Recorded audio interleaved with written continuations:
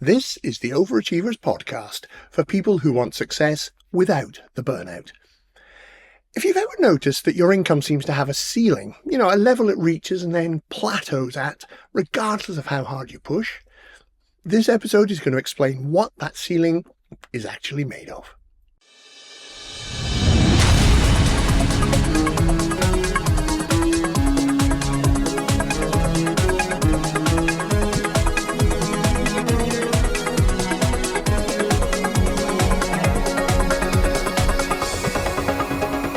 Welcome to the Overachievers podcast with Keith Blakemore Noble. Because success shouldn't cost everything. Hello, welcome back. I'm Keith Blakemore Noble, the Overachievers coach, and this is where we explore what it really means to succeed in a way that makes sense commercially, psychologically, and as life. We're now well into series 2 of this podcast, and the picture is hopefully becoming clearer. We've looked at the hidden psychology of money, we've looked at undervaluation and effort-based thinking. We looked at the hard work ceiling and what leverage offers us instead. We've also taken a look at the identity discomfort which hides underneath pricing, and we looked at the difference between value and time. In the previous episode, we took a look at the visibility barrier, which is why capable people like yourself remain unseen. And we looked at what that costs them commercially. In this episode, we're going to bring a lot of these threads together. Because underneath almost every pattern we have explored through this series, the underpricing, the overworking, the reluctance to be seen, there is a common root. Identity. Specifically, the way identity shapes what someone believes they're allowed to earn. And this is one of the most important ideas in the whole of Series 2, and I want to give it the space that it deserves. Here is the idea that I would like us to explore together throughout this episode. Most people think of income as something determined mainly by external factors. The market, the economy, the sector, the competition, the quality of the work. And yes, all of those things do play a role, right enough. But there is another factor that plays an equally significant role. And this factor is almost entirely internal. I am, of course, talking about identity. In particular, the sense of who you are and what level of income that person is supposed to have. Now, we all carry an internal image of ourselves, and embedded in that image, usually below the level of conscious awareness, is a sense of what's normal, appropriate, even permissible for someone like us to earn. And that sense wasn't formed by logic, it was formed by experience. By the financial environment you grew up in, by the messages, both spoken and unspoken, about money which surrounded you, and by the models that you had, or indeed didn't have, of people who earned well.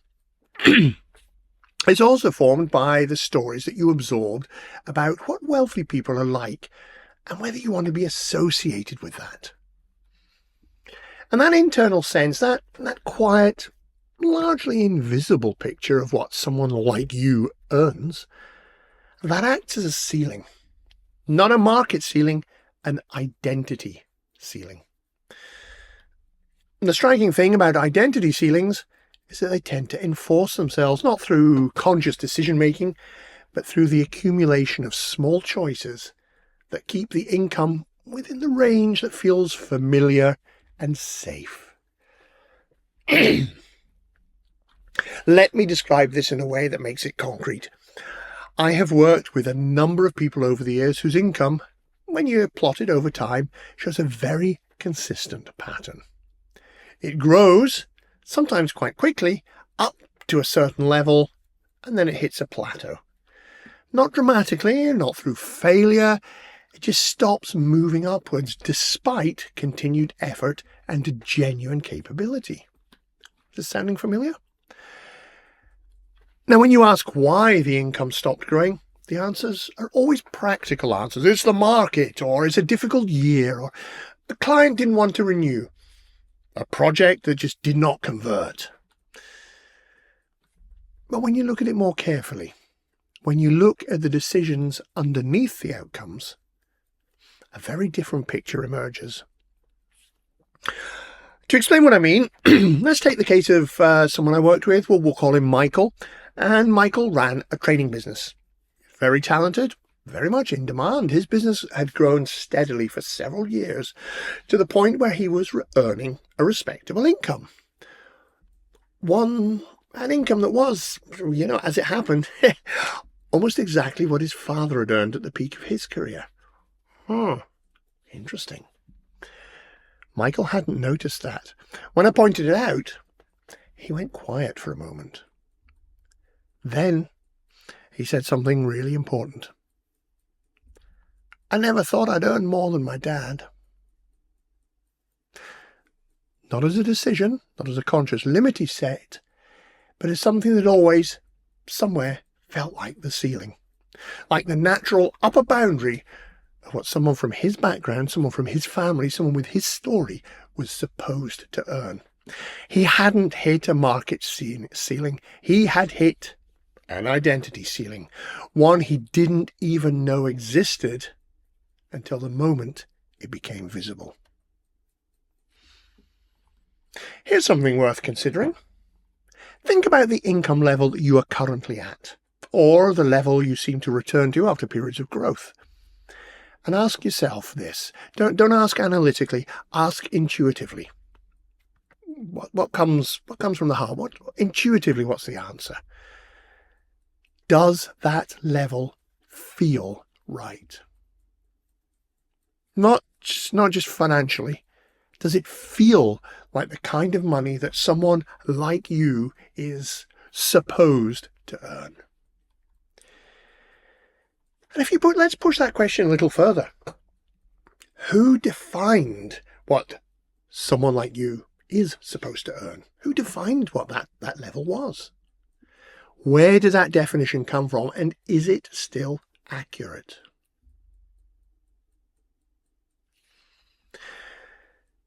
Because those early definitions, they have a very long reach, much longer than most people realize. Here's the distinction I invite you to draw. Income and identity are two separate things, but for most people, and particularly for overachievers, they become deeply entangled. When income and identity are entangled, what you earn becomes part of how you see yourself. A good month feels like confirmation of your worth. A difficult month feels like evidence of something more personal. And the level at which income stabilizes, that feels in a way that's hard to put into words, it feels like where you belong. When income and identity are separate, income becomes information. It's data about the market, about positioning, about what's working and what needs adjusting. It rises and falls without that movement being experienced as a statement of who you are. I'll repeat that. When identity and income are separate, income is information. And it doesn't come across as a statement about who you are. It's information about the market, positioning, etc., etc. Now, most overachievers are somewhere between those two positions, not fully entangled, but not fully separate either. And the practical implication is this. If your income has a ceiling that doesn't match the quality of your work, if you keep returning to a level that doesn't reflect your expertise or the value you create, it's worth asking whether that ceiling is external or internal. Because external ceilings, market constraints, sector limits, genuine price caps, they respond to a practical strategy. Better positioning, clearer messaging, different clients, different models. All of those can allow you to break through those external ceilings. Internal ceilings, however, identity ceilings, now they don't respond to strategy. They respond to examination, to the slow, sometimes uncomfortable work of updating the internal image of who you are and what that person is allowed to earn. And that's a different kind of work, but it's the kind that tends to move things when nothing else does. Here's what makes identity ceilings particularly hard to see. They don't feel like ceilings. They just feel like reality. They feel like this is just how it is. The income level that your identity has normalized doesn't feel like a limit that you've imposed on yourself. It feels like a reasonable assessment of what is achievable. It feels like an honest reading of the market, or like a mature understanding of your own position. All of which means the decisions that maintain the ceiling don't feel like self-limiting choices. They feel like sensible ones. They're not, but that's what they feel like. The proposal that gets softened before it's sent. The conversation about fees that somehow gets avoided. The opportunity that's passed over because it feels like a stretch. Or the client that gets discounted without them even asking for a discount. Each of those feels, in the moment, entirely rational. But cumulatively, they reinforce that ceiling. Quietly, consistently, and with complete plausible deniability. And this is why practical interventions, pricing courses, sales training, business strategies, that's why none of those produce lasting change in these cases. They address the behavior without addressing the underlying belief. And that belief, being more fundamental, sooner or later reasserts itself. Lasting change comes from somewhere deeper, from genuinely updating the internal image of who you are and what that person, this person with this level of experience creating this level of value, is allowed to earn. And that update does not happen through information. It doesn't happen intellectually.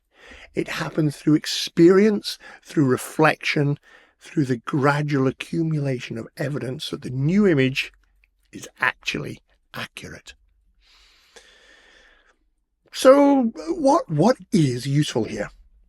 The first step is simply making the ceiling visible. Because once you see it, once you recognize it as an identity construct rather than a market reality, it starts to loosen some of its authority. Doesn't get rid of it completely, but the first step is awareness. Make that ceiling visible, become aware of it. And a useful question to ask to help with this is, if someone with exactly my level of expertise, my exact track record, and my exact results were pricing their work, if someone else with my exact level of these things were pricing that work, what would I think was a fair and appropriate level of income for them? Take yourself out of the question and imagine you're considering someone else with the exact same situation. What would you think was fair for them to earn? Most overachievers, when they apply that question to someone else rather than themselves, arrive at a number that is significantly higher than what they themselves currently charge. Isn't it interesting when we take ourselves out of the situation and look at it dispassionately? We get a much better view. The gap between that number and the current one is the identity gap, and seeing it clearly, not as a failing, but simply as the next thing to work on, is where the shift begins. In the next episode, we take the identity work a step further. We've been looking at how identity shapes income. In episode 20, we're going to look at the reverse dynamic, how income fluctuations affect self-worth. And we'll also look at what it means to genuinely detach those two things so that the month's numbers stop being experienced as a referendum on the person behind them and simply get recognized as a reflection of that month's numbers. That's coming up in episode 20, Detaching Self-Worth from Income. It should feel like a natural and important step from today. So do remember, give us a subscribe, give us a like, a comment, a share, subscribe to us on your favorite platform, give us a review on your favorite platform. Share the episode far and wide. Let people know what you're getting from it and what they can get from it, and come back for the next episode. Until then, here's something for you to take with you until the next episode. Think about the income level that feels like where you belong. I don't mean just financial, I mean deeper. What's the income level that deeply feels like where you belong? And then ask yourself, is that a market assessment? Or is it just an identity assessment? Where is that number coming from? Because the answer to that question determines whether the ceiling is something to work around or whether it's something to examine. If this series is making you look differently at the relationship between who you are and what you earn, again, follow us, give us a follow, subscribe to us so that you stay with it and catch all the future episodes. We're really building something very important across this series. Head over to keithbn.link/top, where you can find this episode, you'll find all the other episodes, you'll find the show notes for each episode, along with everything else from the individual episode, including the Overachievers quiz, if you want to understand which patterns are most active for you. I'm Keith Blakemore Noble, the Overachievers Coach, and I'll be your guide as we explore a healthier way to succeed. Bye for now.